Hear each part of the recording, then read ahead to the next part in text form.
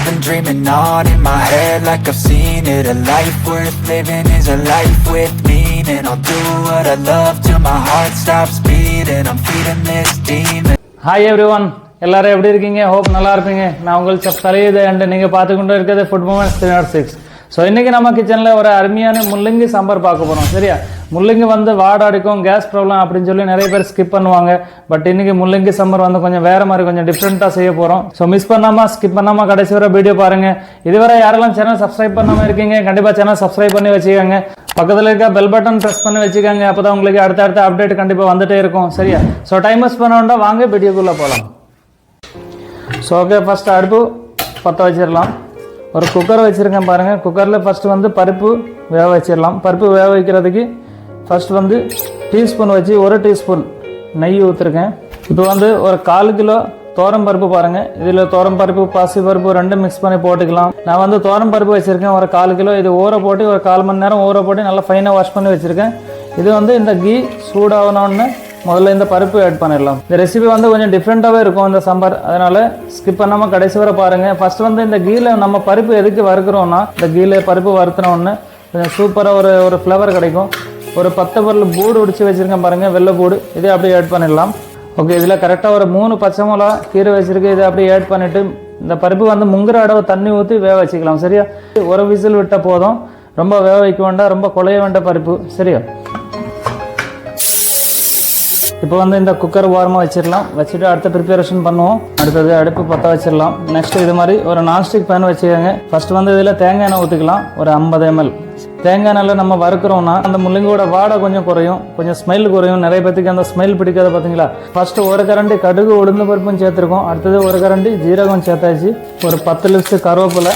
அடுத்தது வந்து ஒரு பெரிய சைஸ் முள்ளங்கி ரவுண்டாக வெட்டி வச்சுருக்கோம் பாருங்கள். இது அப்படியே ஆட் பண்ணியாச்சு. இது கொஞ்சம் வதக்கிக்கலாம். ஸோ இது இந்த மாதிரி கொஞ்சம் ஆயிலில் வதக்கி வச்சுன்னா கொஞ்சம் டக்குன்னு வெந்துடுவோம். அடுத்தது இதில் ஒரு 10 சின்ன வெங்காயம் கொஞ்சம் 2-3 கட் பண்ணி வச்சுருக்கோம். இதை அப்படியே ஆட் பண்ணிடலாம். தேவையான அளவு சால்ட் ஆட் பண்ணிக்கலாம். இதில் அப்படியே லைட்டாக மஞ்சள் பொடி ஒரு 1/2 கரண்டி மஞ்சள் பொடி ஆட் பண்ணிக்கலாம். ஆஹா, இப்போவுமே நல்லா மணமாக இருக்குது. அடடா, ரொம்ப சூப்பராக இருக்குது. ஸ்கிப் பண்ணுறாதீங்க, லாஸ்ட்டில் பார்ப்போம் ஃபைனல் ரிசல்ட் என்ன வருது. ஓகே வெல், இது வந்து வெங்காயத்துக்கு கலர் கொஞ்சம் மாறுற அளவு வதக்கினா போதும், ரொம்ப வதக்க வேண்டிய அவசியம் கிடையாது. இப்போ வந்து இதில் தக்காளி ஆட் பண்ணிக்கலாம். ஒரு 2 மீடியம் சைஸ் தக்காளி சின்ன டைசஸாக கட் பண்ணி வச்சுருக்கேன். இதை அப்படியே ஆட் பண்ணிடலாம். ஒரு கரண்டி சில்லி பவுடர், ஒரு 1/2 கரண்டி மல்லிப்பொடி, ஒரு 1/2 கரண்டி சாம்பார் பொடி. அவ்வளோதான். இதுக்கு ரொம்ப ஸ்பைசஸ் எல்லாம் தேவையில்லை. ரொம்ப அருமையாக இருக்கும், ரொம்ப சூப்பரான டிஷ்ஷு. வெள்ளை சாதத்தோடு வச்சு சாப்பிடும்போது வேறு லெவலில் இருக்கும். ஓகே, இந்த மசாலா கொஞ்சம் நல்லா ஃப்ரை ஆகிட்டு நல்லா மணமாக இருக்குது. இப்போ வந்து இதில் கொஞ்சம் தண்ணி ஆட் பண்ணிக்கலாம். இப்போ வந்து ஒரு லெமன் சைஸ் அளவு புளி ஊற வச்சுருக்கேன். இந்த புளியை கரைச்சிட்டு அப்படி லைட்டாக தேவத்தை ஊற்றிக்கலாம். புளிப்பு வந்து ரொம்பவும் இருக்கக்கூடாது. இப்போ வந்து இதில் ஒரு கரண்டி அளவு திருவண்ண தேங்காய் ஆட் பண்ணிக்கலாம். ஃப்ளேவர் கொஞ்சம் நல்லாயிருக்கும். இதில் இப்போ லைட்டாக ஒரு 2 பிஞ்சு காயப்பொடி ஆட் பண்ணிக்கலாம். இது மூடி வச்சுக்கலாம். ஒரு 10 நிமிஷம் வெயிட் பண்ணுவோம். இந்த முள்ளங்கி இந்த தக்காளி எல்லாம் கொஞ்சம் நல்லா வேக விடுவோம். சரியா? மசாலா எல்லாம் ஒரு 10 நிமிஷம் லோ ஃப்ளேமில் நல்லா கொதிக்கட்டும், கொஞ்சம் நல்லா வேகட்டும். அதுக்கப்புறம் பருப்பு ஆட் பண்ணிக்கலாம். சரியா? அது வேறு வெயிட் பண்ணுவோம்.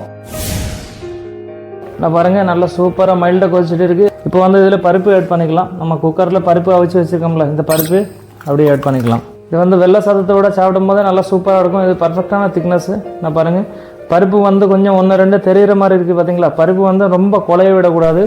ஸோ ஓகே, இப்போ வந்து இதில் கொஞ்சம் மல்லியெல்லாம் தூவி விட்டுட்டு அப்படியே திரும்ப ஒரு 5 நிமிஷம் குக் பண்ணுவோம் ஸ்லோ ஃப்ளேமில். சரியா?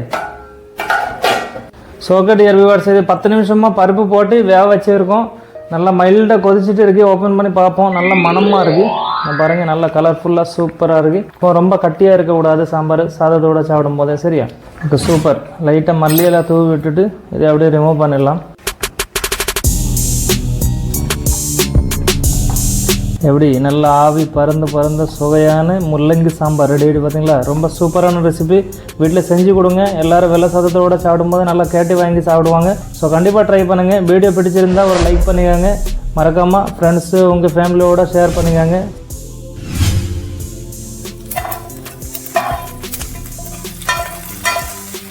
ஸோ ஓகே டியர் வியூவர்ஸ், நல்லா அருமையான சூப்பரான முள்ளங்கி சாம்பார் ரெடி ஆகிட்டு வேறு லெவலில் இருக்குது. நல்ல மணமாக இருக்குது, நல்ல சூப்பராக இருக்குது. ஸோ கண்டிப்பாக வீட்டில் இது மாதிரி ரெசிபி வந்து ட்ரை பண்ணிக்காங்க. பெரியவங்களே செஞ்சு கொடுங்க. வீட்டில் உள்ள ஃபேமிலியோட ஷேர் பண்ணிக்காங்க. நல்லா இருந்துச்சுன்னா ஃப்ரெண்ட்ஸோட ஷேர் பண்ணுங்க சரியா. அதே மாதிரி உங்களோட கமெண்ட் ஃபீட்பேக் வந்து டைப் பண்ண மறந்துடாதீங்க.